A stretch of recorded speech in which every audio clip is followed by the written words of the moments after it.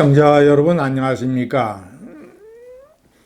저는 한 달 전에 이준석 후보하고 1시간 동안 채널 A에서 토론을 할 기회가 있어서 그의 면모를 파악을 할 수 있었습니다. 사람들이 말로만 진짜 꼰대, 젊은 꼰대라고 하는 이런 실상을 제가 확인할 수 있었습니다.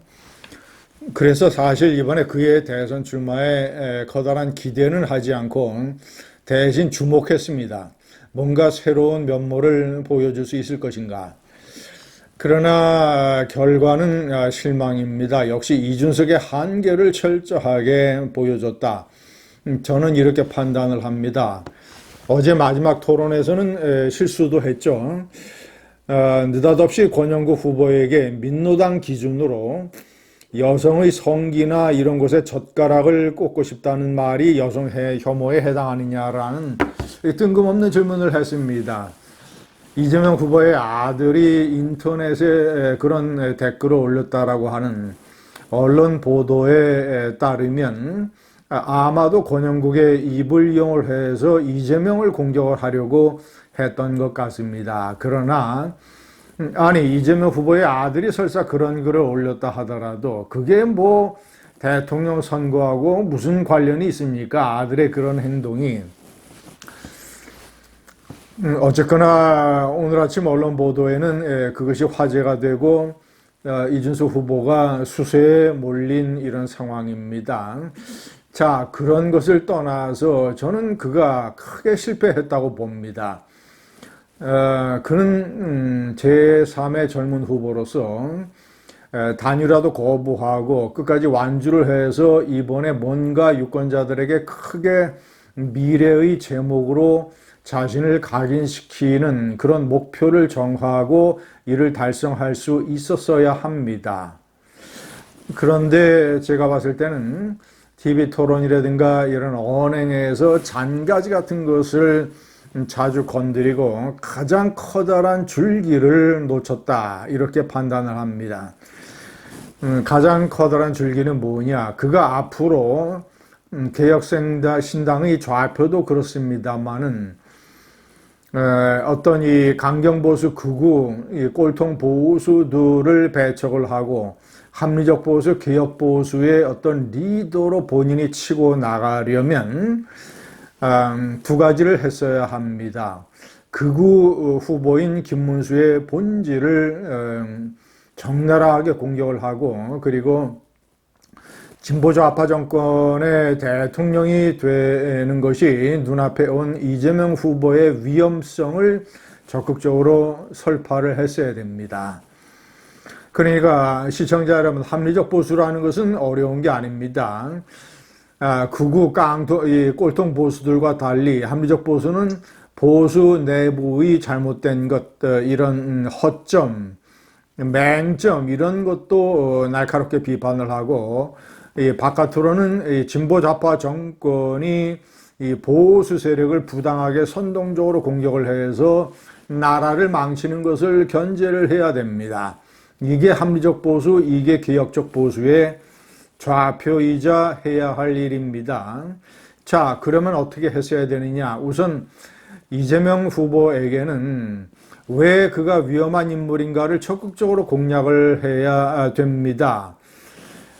요즘 세상에 위험한 인물이라고 하는 것은 뭐 푸틴처럼 전쟁을 일으키거나 윤석열이처럼 이 미친 기염지를 저지르거나 이런 어떤 극단적인 경우를 가리키는 것이 아닙니다.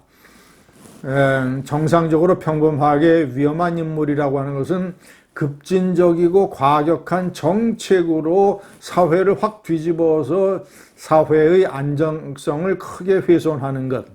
그러면 이재명 후보에게 당신이 대통령이 되면 대통령과 국회의 권력을 모두 다 장악을 하는 대국 독재가 시작이 될 텐데 그러면 윤석열 정권에서 거부권을 행사했던 42개의 위험한 법안들, 악법들, 예를 들어서 시장경제 질서를 교란시키는 양곡관리법이라든가 아니면 이 기업들이 불법 파업에 대해서 대처할 수 있는 능력을 크게 악화시켜서 기업들이 매우 반대하고 있는 노란봉투법, 아니면 이 공영방송의 지배구조를 좌파 성향의 어떤 이 단체들이 주도적으로 장악할 수 있도록 하는 방송법 개정안, 그래서 공영방송을 장악하려고 하는 그런 악법, 이런 법들을 포함을 해서 윤석열 정권이 거부권을 행사한 법안들을 전부 다 통과시킬 것이냐라고 해서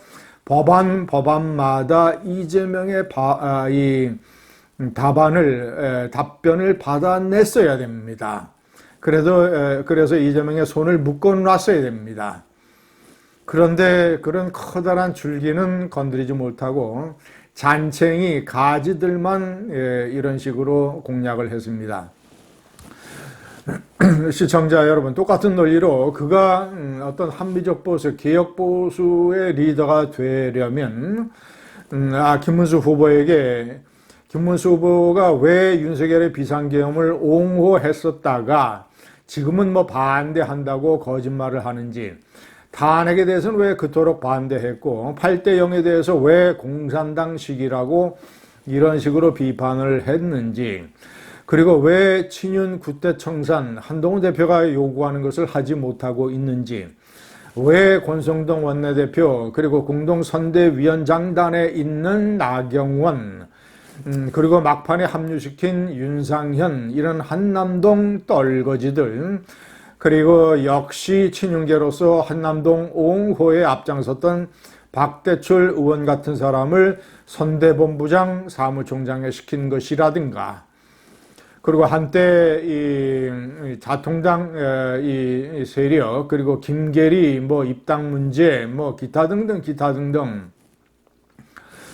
이런 것들을 강력하게 비판 거론을 하면서 왜 친윤 구태를 청산하지 못하고 있느냐, 대통령 선거에서 필패하게 되는데 마음은 당권에 가 있는 것 아니냐, 한동훈 대표가 요구하는 그런 요구사항들을 왜 들어주지 않느냐라고, 당신은 극우 아니냐, 어떤 정광훈 목사와의 관계, 이 눈물 파동 또는 여러 가지 이 김문수가 했던 과거의 극우적 언행들, 이런 것들을 집중적으로 공격을 해서 자신이 한동훈 대표 대신에 친윤 구태 청산을 강력하게 요구하는 인물로 자기 자신을 부각시켰어야 됩니다.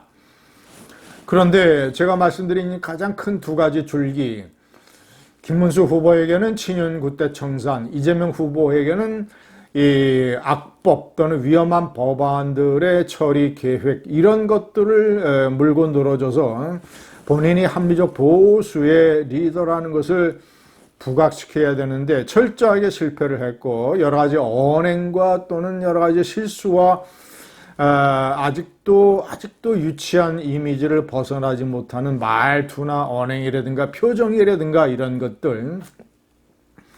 것들로 인해서 작은아마 이준석 바람을 일으키는 데에 실패했습니다.